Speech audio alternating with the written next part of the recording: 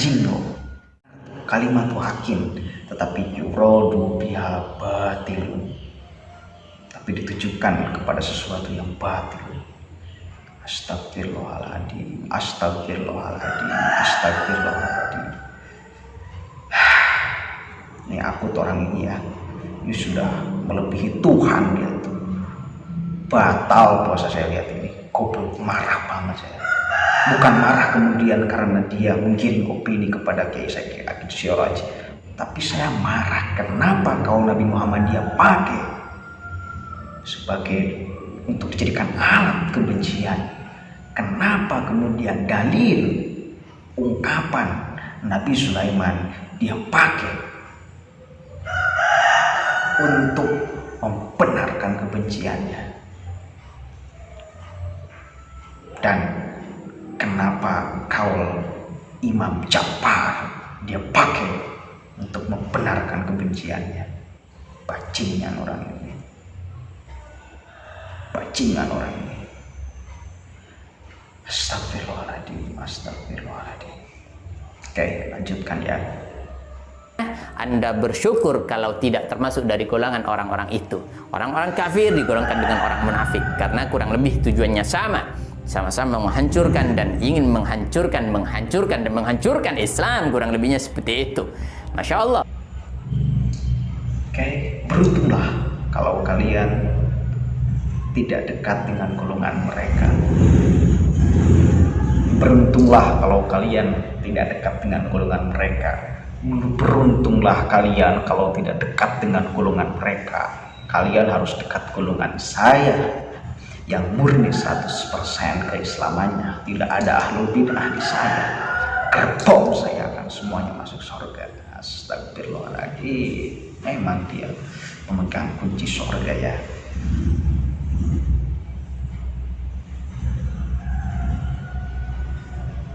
Dalam hadis Sahih Bukhari Muslim disampaikan diantaranya adalah sab'atun yadhilluhumullahu bidhillih yauma la dhilla illa dhilluh.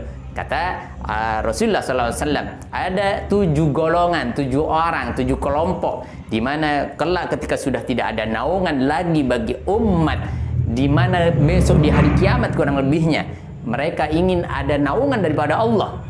Ada 7 saja yang mendapatkan naungan daripada Allah. Besok tidak ada naungan dari siapapun kecuali daripada naungan Allah Subhanahu wa taala. Siapa di antaranya? Rajulani tahabba fillah ijtama'a alaih wa tafarraqa alaih. Kata Rasulullah SAW, yaitu di antaranya 7 kelompok tersebut ada 2 orang laki-laki yang saling bercintai karena Allah, berkumpul karena Allah dan berpisah karena Allah Subhanahu wa taala. Maka insya Allah orang-orang yang bersama dengan Rasulullah SAW, bersama habaib keturunannya, anak cucunya, dan orang-orang soleh lainnya, orang-orang yang bergerak ulama garis lurus lainnya, insya Allah ini adalah salah satu orang yang mendapatkan naungan daripada Allah besok yauma la dhilla illa dhillu, ketika sudah tidak ada naungan lagi kecuali naungan Allah Subhanahu wa taala. Maka kita sampaikan 2 orang yang berteman di sini di belakang saya ini termasuk adalah salah satu daripada bagian dari di luar apa yang disampaikan barusan, yaitu dia tidak mungkin mencintai karena Allah dan dia tidak mungkin berkumpul karena Allah dan besok berpisahnya pun tidak mungkin karena Allah. Tapi karena apa? Anda bisa nilai sendiri, Anda bisa istighfar sahabat ya. Ada orang seperti dia. Terakhir dia menggunakan hadis Bukhari. Nanti di akhir kiamat yang akan mendapatkan naungan itu salah satunya pemuda yang saling mencintai karena Allah. Pemuda yang saling mencintai karena Allah tidak akan kemudian jelas sekali kemudian narasi yang ingin diseret olehnya. Yang akan mendapatkan perlindungan itu adalah kemudian ulama garis lurus katanya. Astagfirullahaladzim. Ya mudah-mudahan iyalah kita. Kenapa seolah-olah surga milik Anda? Kenapa seolah-olah surga milik kalian? Bayangkan dia sudah kemudian mengkorpuskan surga seolah-olah miliknya. Yang akan mendapatkan naungan nanti adalah salah satunya ulama garis lurus. Katanya tegas loh dia mengatakan itu. Bayangkan ini si Fahim ini levelnya siapa? Dia bisa memastikan itu, kok bisa gitu loh? Kok bisa dia memastikan itu?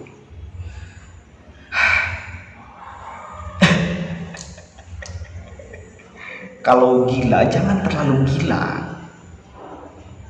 Allahumma sholli ala sayyidina Muhammad. Nah, kalau misal yang terakhir itu ada foto si Abu Janda dengan siapa itu saya nggak tahu. Ya dia pasti jelas nggak bakalan mendapatkan naungan nanti. Pasti nggak bakalan katanya. Pasti. Kenapa dia bisa memastikan? Siapa dia? Nih jangankan sekelas si Abu Janda yang kita tahu. Ya mungkin dia Islam, saya nggak tahu dia Islam. Yang mungkin dia berlumur dosa kalau misal sangkaan si Fahim ini dia berlumur dosa. Apapun alasannya saya nggak tahu, karena saya juga nggak kenal sama si Abu Janda ini. Cuma kan kita nggak tahu nasib seseorang loh, nggak tahu kita kemudian di akhir hayatnya.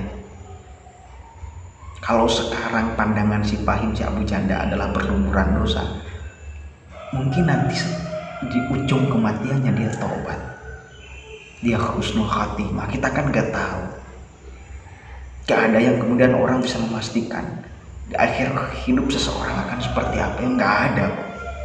Siapa? Siapa?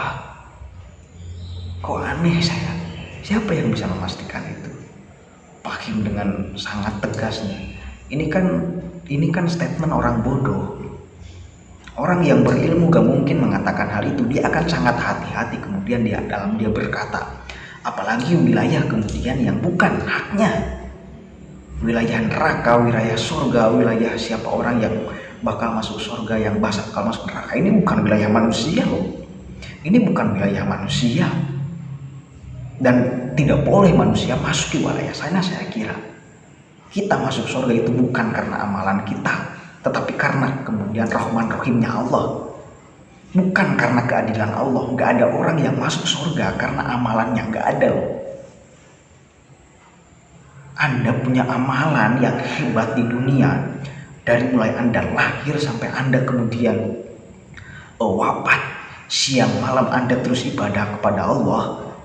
Jika dengan satu nikmat Allah yang diberikan kepada kita itu nggak bakalan, misal ngarenghap apa bernafas, nggak bakalan cukup untuk menebus, nggak bakalan cukup ibadah kita selama hidup untuk menebus kenikmatan Allah berupa bernafas ini. Orang masuk surga, orang masuk neraka itu bukan ditentukan oleh manusia, itu karena karunia Allah, karena kasih sayang Allah, bukan karena amal-amalan manusia. Kalau si Fahim merasa bahwa dari mulai dia lahir sampai sekarang mungkin berapa tahun tuh si Fahim terus ibadah kepada Allah, saya yakin dan saya jamin ibadah dia gak bakalan bisa menjadi kunci untuk dia masuk surga. Tetap dia masuk surga atau tidak, Allah yang bisa menentukan. Seorang pelacur pun yang kita kenal kisahnya, sering kita mendengarkannya, semasa hidupnya dia menjadi pelacur. Ketika di akhir hayatnya dia memberikan minum kepada anjing loh. Dia memberikan minum kepada anjing, lantas Allah mengampuni. Astagfirullahaladzim. Paham ya? Jadi sama sekali yang dikatakan Fahim ini tidak benar. Sama sekali yang dikatakan oleh si Fahim ini adalah penggiringan opini. Dan kenapa saya marah habis-habisan? Karena keterlaluan.